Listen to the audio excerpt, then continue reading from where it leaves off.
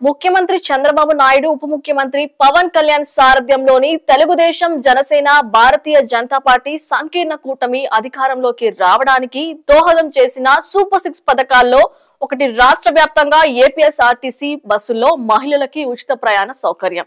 కూటమి ప్రభుత్వం అధికారంలోకి వచ్చి నెలన్నర రోజులు గడిచిపోయాయి.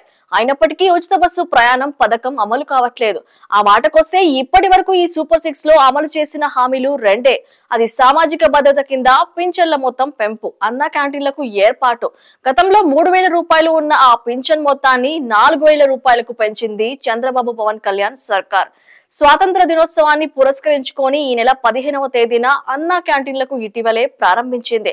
ఇక మిగిలిన హామీలు గాని చేసిన సంతకాలకు గాని ఇప్పటి వరకు ఎలాంటి గ్యారంటీ లేకుండా పోయింది.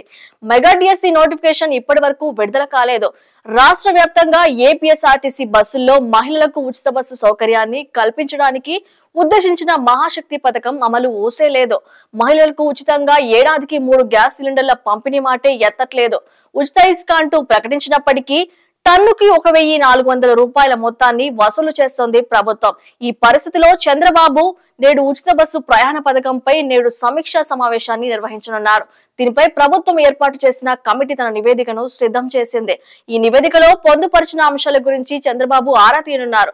ఎలాంటి ముందస్తు చర్యలు తీసుకోకుండా ఈ పథకాన్ని అమలు చేయడం సరికాదని కమిటీ స్పష్టం చేసినట్లు తెలుస్తోంది.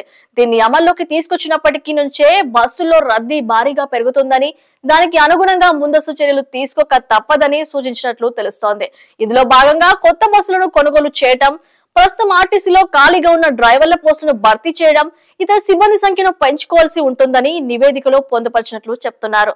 ఇప్పుడు ఉన్న బస్సులు, సిబ్బంది, డ్రైవర్లతోనే ఈ పథకాన్ని అమలు చేయడం వల్ల ఇబ్బందులు ఎదురవుతాయని అంచనా వేసినట్లు సమాచారం.